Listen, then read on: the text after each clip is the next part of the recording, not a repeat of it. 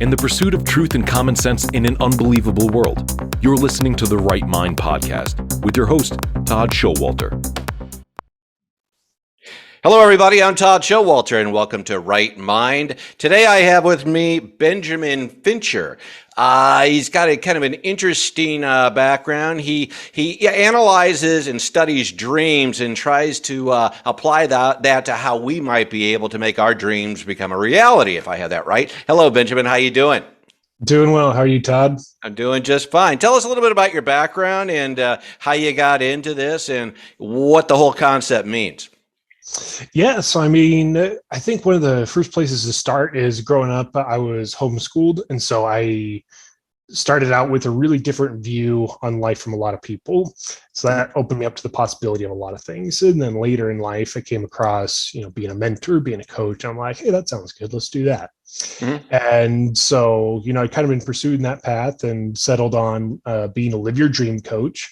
And it's not quite the unconscious dream. It's more the waking dream, more the, I have a dream. I want to Gotcha. Okay. So like a goal or something. So it's something, a goal that you may have or a dream that turns into a goal and how to go about that. Is that what you mean? Yeah. And goals and dreams get used interchangeably a lot, but for me, I view a dream as something a lot more grandiose, a lot bigger than just a goal, where a goal is like a step towards achieving that dream. Okay. And you mentioned, I saw in your notes earlier, identifying what your dreams are. Do you come across a lot of people that really aren't even aware of what their dreams are? And, do you help them find them, so to speak? Yeah. And, that goes back to, we're growing up and then we go to school or we go to, just where a job or wherever in life. And all these people throw this, hey, you can't live your dream. That's unrealistic at us. And so we bury it. And It gets to the point where, people don't even recognize what the dream is anymore. And so I help them to uncover that and be like, hey, let's throw all that garbage aside. What do you actually want to do? And that's where I help them to find out and identify what their dream is. Okay. Do you ever see though? Is there a difference between, say, a dream and a fantasy? There's something I have a dream. Like I would like to, sell out a stadium on a rock and roll tour, but I know that's really not something feasible. So that's more of a fantasy, isn't it? So do you help people identify things that are realistic and how those can actually be dreams, or how those dreams can rather be realistic, I should say? Yeah. So I like to look at, if it's physically possible, anyone can do it. And So even though it's not quote unquote realistic, it's still possible. And that's the realm I like to work in. And, some things are a higher priority than others because, you doing this podcast is certainly a lot higher of a priority than selling out a stadium for rock and roll, right? Well, now that everybody, you will thank me for that too, because you don't want to see me in concert. But yeah, so it's like, people limit themselves so much, and I like to help them be like, okay, let's throw those limitations aside. If we can identify that it is physically possible, let's do this. Like, if you want to, let's do it. Okay, well, let's take an example for you. Say I came to you and say, hey, Benjamin, I've always dreamed of being in a big blockbuster movie or something like that. I want to be a blockbuster actor. What would be the steps? First of all, would you tell me I'm totally off base, or how would you go about addressing something like that? Just to use that as an example. And by the way, I would like to be in a blockbuster film. No, go ahead. Yeah. So with that, it starts out with, okay, this is something you want to do, right? And you just said that it is. So we start there. And, I start giving you steps, and it depends on the person. So, that part varies a little bit. But in general, it's, okay, you want to do this. Now, here are some steps you need to start taking to get your mind in the right place. Like your show, Right Mind. Right.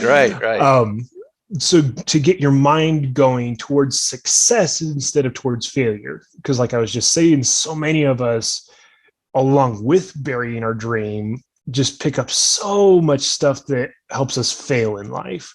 And we don't really know how to succeed. And so I start helping you work with your mind to where it's like, this is going to work. And do you know the Jim Carrey story? Absolutely, where he wrote himself the was it $1 million or $10 million check? It was $1 million check, if I remember right, as well. Right. Well, go ahead and tell it again, though. I mean, yeah, for those of the listeners and viewers that don't know what it is, it's a great story. So go ahead. Yeah. So basically, Jim Carrey, the guy in The Mask, the guy in that one movie I don't know the name of, where he's a lawyer that can't lie, in The Grinch, super famous actor. Sure. He was really, really having a hard time trying to get into any film. And so one day he just writes himself a check to himself for $1 million. And it's been a while since I brushed up on the story.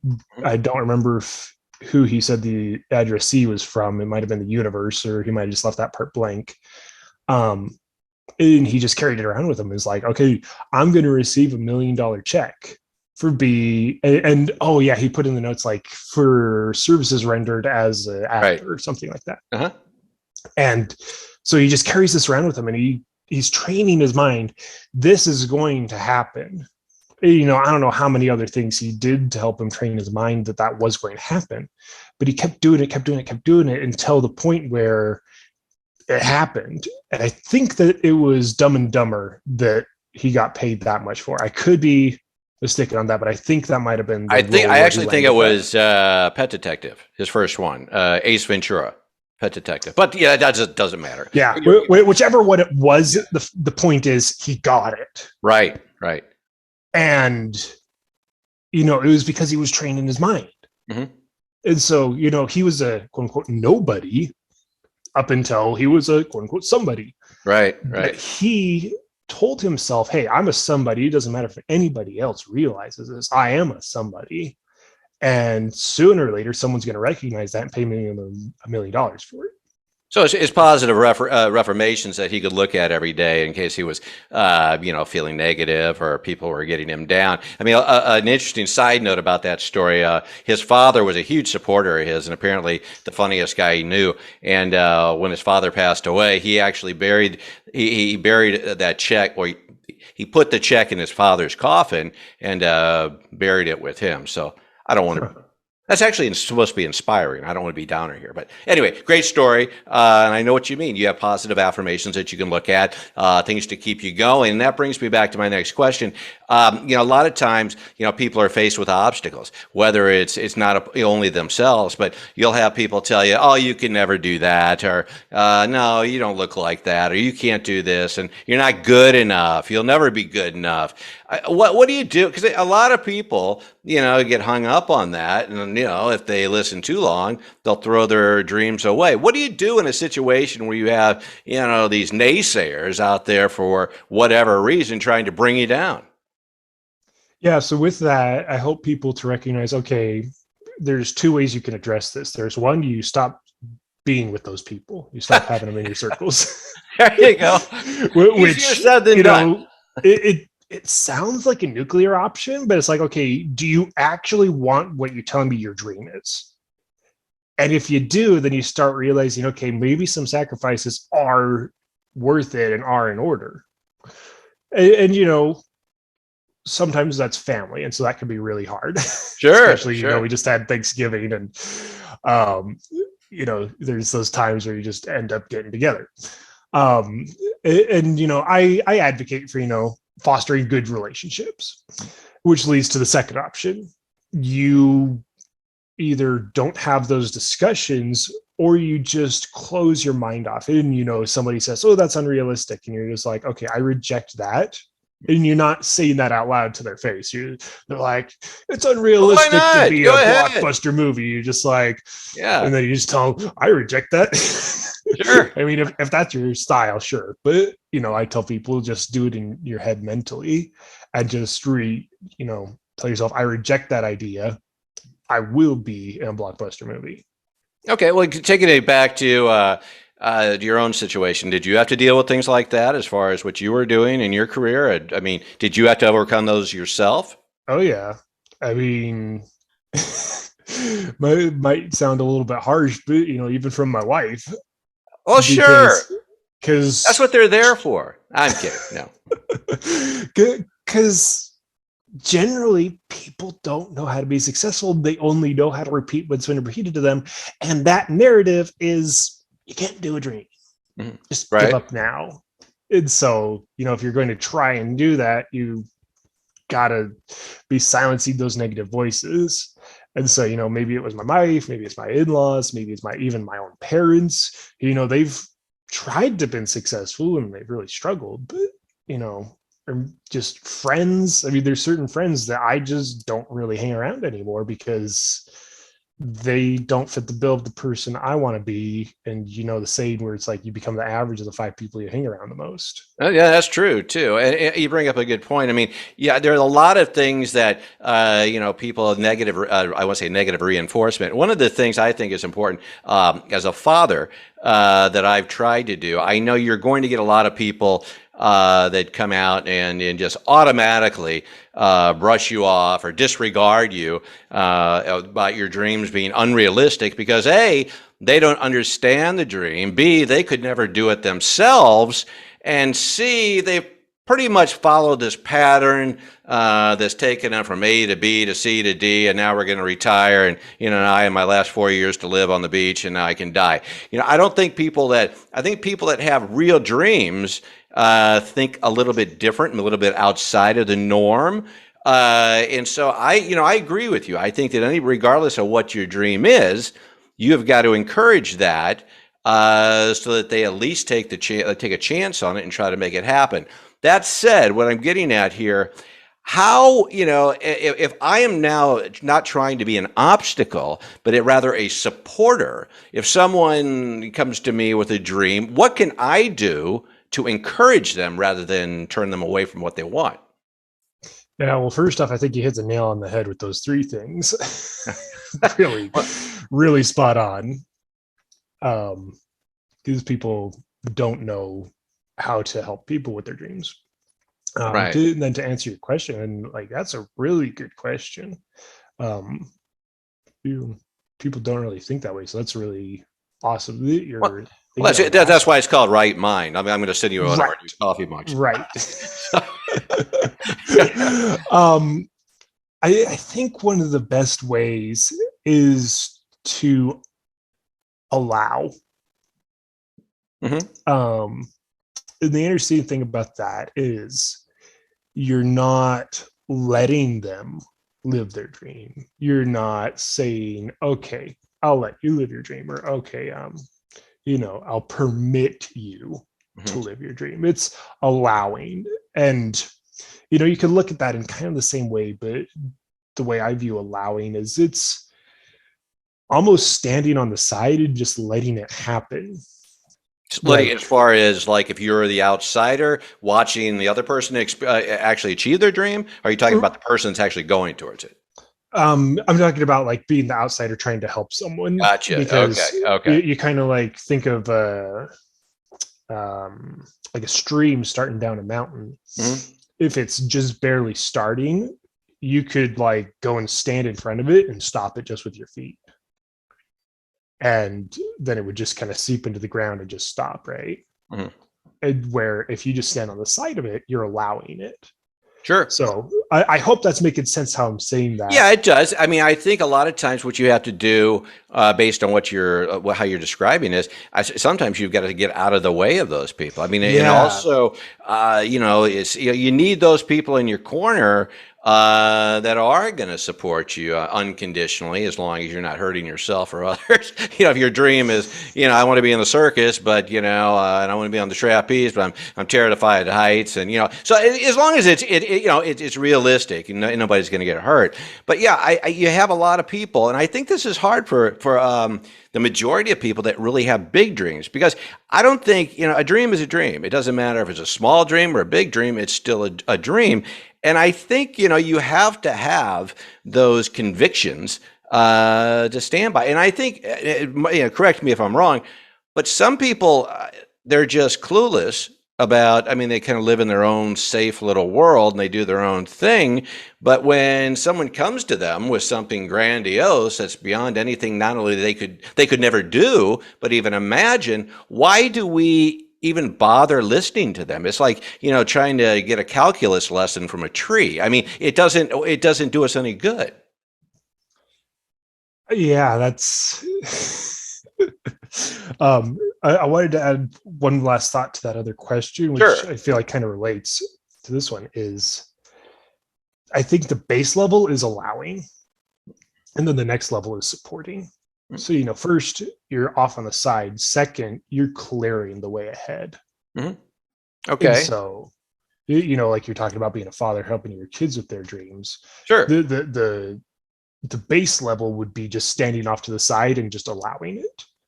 I think the second level is getting in there and saying, "Hey, where are you going? Let me help you," and starting to clear some of that brush out of the road, right? Sure. Gotcha. Well, now you're a dream coach, correct? Live your dream, coach. Yeah. Live your dream coach. Okay. And whenever the word coach comes into it, because I've coached athletic sports and things like that, coach is a teacher, in my opinion. So as a coach, I take it that you actually teach people, the different ways of, if I'm coaching an athlete, I know you've got to condition yourself and build yourself up and get ready for the event. You as a coach or a teacher for dreams, what would be your strategy of dealing with somebody fresh that you just met that had, say you wanted to, my dream was to fly, not mine, but like say, an 18-year-old said, well, I want to fly fighter jets. Okay. What would be your strategy, so to speak, as a coach? I mean, would you start them off small and get them in shape, or would you just jump right into, the overall, everything it takes to make it? Yeah, so a little bit of both. You're talking about being a coach like for a sport. You start out, and correct me if I'm wrong here. I've never played sports really, Hmm. but you Okay. start out and Well, I you can like coach you if you like, you Benjamin. just hit the gym, right? Right. And you're there and you're particularly working on those areas and those Muscles and particular exercises and muscles that build you for whatever sport you're doing. you know, Maybe a cyclist is going to be a lot more heavy on the legs than on the reps on the bench, mhm. right? Yep. And yet they still need to be strong wherever. So, getting them in shape, as it were, Hmm. mentally, and being like, okay, focus on these areas, as well as, okay, here's some steps to start taking already towards becoming that fighter pilot. Start researching this and start researching that, start finding out about what it takes to be able to get in there while still focusing on the mind right from the get-go and feel like, okay, this is what you need to be doing to be in the place where you'll believe that it's possible. And if you believe it's possible, you start taking the steps yourself Hmm. towards getting there. Because ultimately, you know, I don't want people to have to rely on me. Sure. And that's a mistake I feel like a lot of coaches make is they're like, well, yeah, like I'm just gonna keep them right here in my, under my thumb or right here in my quarter, and I'm never gonna let them go, and they're always gonna have to rely on me. It's like, no, like No, exactly. And that's just like get them to sports. You the got to point get where them they know ready. what they're doing. Sure. Get them to the point where they can figure it out themselves, but they obviously came to me because they didn't know how to do that in the first place. Okay. So I was helping them figure that out to begin with, and then eventually after the program's over, maybe after they've done it a couple times, whatever their story is, then it's like, okay, now you know how to do this. I can still help you, but Mhm. you know how to do it yourself. Gotcha. What have been, I mean, have you had anything that's just incredibly clients or somebody that you've worked with that's just been really a challenge that maybe you even doubted? I mean, can you give me an example of a success story?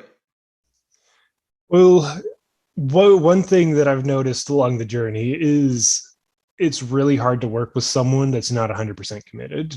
Hmm. Like, Okay. Right. Well, it's you're like not anything. 100% committed to your own dream.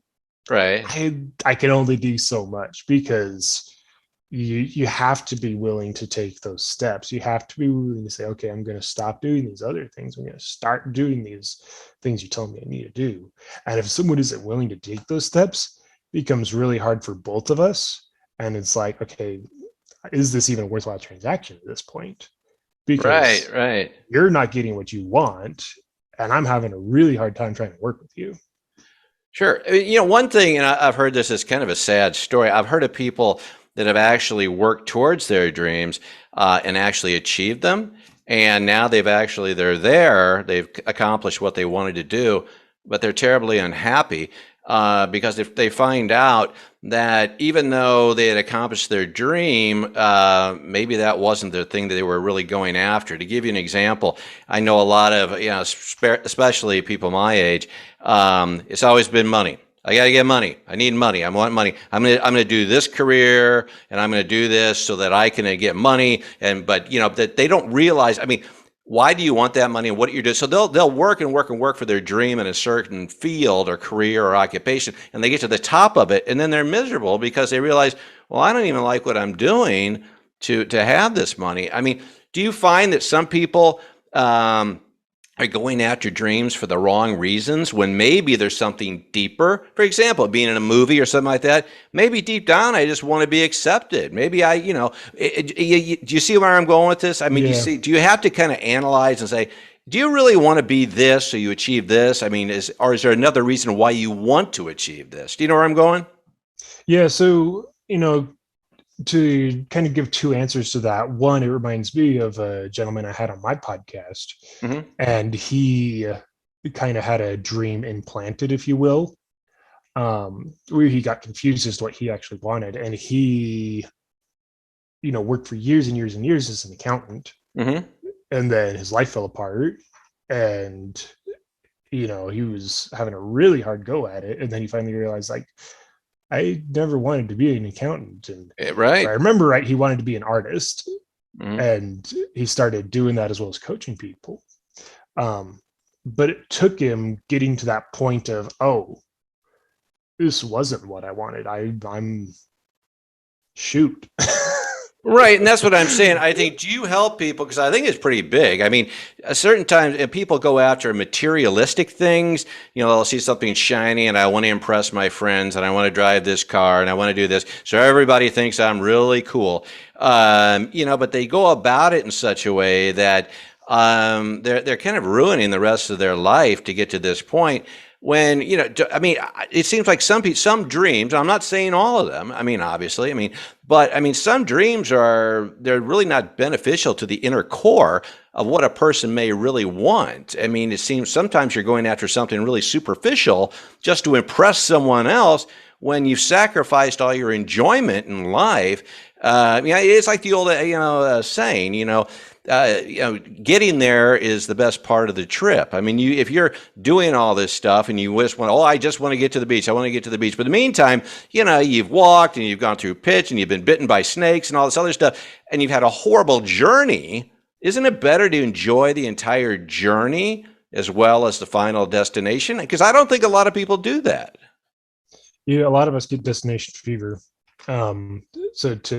This was the second thing I was going to say there, but Sure. to answer your question just now, I help people to figure out what it is they actually want. And like you're saying, a lot of times people can get really confused and think, oh yeah, like my dream is to own a Lamborghini. And then it's like, Right. really?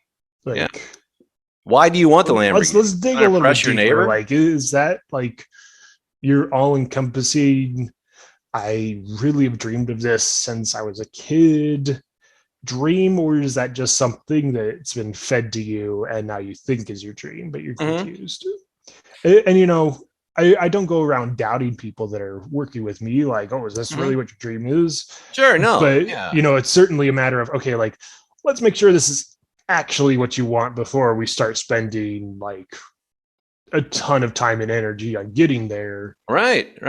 Because if at the end of the day you get the Lamborghini and then you're just like, wait a second, this is just a piece of metal that's been manufactured in a particular way that is really good, Right. but it just goes really fast. Like, was that actually my dream? Right. And then, meanwhile, your neighbors, they're impressed for a day. And then it's like, oh, that's neat, Bob. Okay, move on. And then you're like, well, now what do I do? So, I just, based on what you do, that's got to be something that I think would be important. It gets deep into like a psychological aspect of things. But sometimes, maybe a dream is to try to achieve something that's totally unrelated. I don't know. That's your work. I'm not going to try to profess that at all. You mentioned in your notes there are some key principles. Okay, key principles. What did you mean by that? Key principles to achieving your dream, or identifying them, or both, or what are the key principles? Yeah, so some of the key principles to achieving your dream, and it kind of relates to identifying it as well. Mhm. The one that covers both of those, both the identifying it and the achieving it, is desire. Um, Desire. you, Okay. if you get out of bed in the morning because you desire something, maybe it's to keep your job. Right. Right. Maybe it's to supply for your family. Sure. Maybe it's something completely different.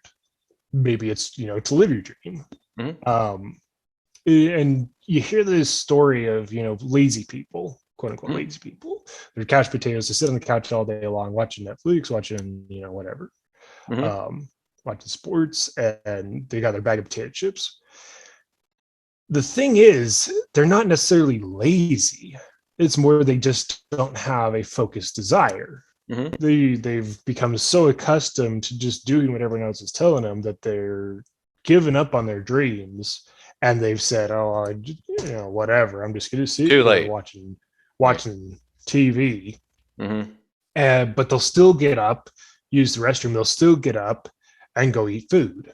Mhm. Where you take that same example of someone sitting on the couch eating potato chips, but they're sick. Well, no, they're not eating potato chips at this point, but they're sick, and they don't want food because they're not feeling good. Maybe they got that stomach ache, and they're just like, man, if I put anything in there, like I might just upchuck, and I don't want that. But they'll still get up and use the restroom. So you take those two examples and you realize, oh, it's not necessarily an issue of laziness; it's an issue of desire.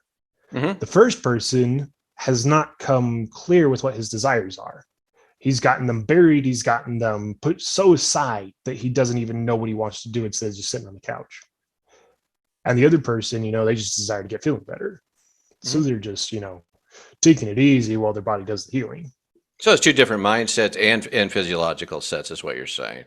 And I think you brought up another point too, is that regardless of what your dream is, it's going to take a lot of work. You just can't sit on a couch and wait for it to happen. I Right. mean, you've got to get out there and really, if you believe in it, you got to hustle for it. I mean, going back to the athletic analogy or our situation, you can dream all you want about it being an Olympian, but you got to get out there and do the work to make it happen. Let's we're a half hour show, so we only have a couple minutes left, but tell us a little bit about your business, how we can get in touch with you. I know you have a podcast as well, so how can we enjoy your podcast? Tell us a little bit about your background and your business. Yeah. So I've got a podcast, like you said, I'll go there first. It's How to Rewrite Your Stars. Okay. And there I focus on helping people realize how to change their life in the direction they want to go. Okay. So very similar thread of what I do for work, right? And you can find that on any major podcast platform. How to Rewrite Your Stars. How to Rewrite Your Get started. Stars, and we'll put that up on the screen for those watching. How to Rewrite Your Stars. It's available on all the major podcasts. Okay. Yep. And then for my business, I've got my website, starlightmentoring.com. Okay. Great name, by the way. Thanks. Yeah. And also, if you're cool with it, I'd like to offer a gift to your listeners. Sure. So I've got some Live Your Dream sessions for 30 minutes. And at the end of those, you'll end up knowing what your dream is. And like we're just talking about, actually narrowing it down to what you're actually wanting instead of just that fluff that everyone tells you should want. So knowing what your dream is, understanding what challenges are in the road between you and it, and then you'll also end up feeling renewed, re-energized, and recommitted to achieving that dream. That's awesome. So, okay. I've only got 7 guaranteed spots for that because, busy guy. Sure. Yeah, absolutely. So you have a dream of getting sleep once in a while, Right. Sure, absolutely. Dream of getting more dreams. There you go. That's what you got to do. It's all a process. You said it's starlightmentoring.com. And so we'll put that up on the screen too and do that. It's really a lot of interesting stuff. Again, it's just the tip of the iceberg. I mean, dreams are a pretty big concept. I mean, and sometimes it takes people their whole life to figure out even what that dream is. Any final words before we talk next time? Yeah, so just for those wanting that session, just email me at benjamin@starlightmentoring.com and mention the Right Mind podcast. Got it. You get one of those 7 spots. 7 spots for a consultation to find out what your dream is if you don't know already. And if you do, what you can do to get there. Yeah. Okay. And just one final thought is remember that dreams are possible. I mean, you had back in the day, Thomas Edison, Henry Ford, the Wright brothers, them. And today we still got Elon Musk and others that are still pushing the envelope and saying, hey, let's progress life. And maybe you're not one of those type, but you've got some dream and it is possible. And that's just it. I mean, that's what the all the success models, I mean, they were all built on. I mean, it wasn't just going by the wayside, doing what everybody does. I mean, you bring up Edison. I mean, I can't remember how many failures apparently he had until he finally discovered the light bulb. And what if he had quit and said, well, no, and then, we'd all be sitting in here in the dark. Well, maybe not, but I mean, still. But you got to keep at it. Longer. Yeah, I mean, you got to go after those things. You got to go after them because, you only live once. This is the only ride we get. So go after the big ones, correct? Oh, yeah. Absolutely. Well, it's been a pleasure, Benjamin. You've got a lot of information. So I encourage everybody to go check out his site and to listen to his podcast to find out more. I'm going to find out if I can still be a blockbuster movie star. I'm going to let Benjamin figure that out for you. Right? Okay. Well, thanks. You can if you really want it. If I really want it. Okay, I'm going to tell my wife that and see what she says. Okay, well, everybody, thanks for joining me on Right Mind today. And remember, if you don't have a right mind, you don't have a mind at all. I'm Todd Showalter. Till next time, bye-bye. This has been the Right Mind Podcast with Todd Showalter.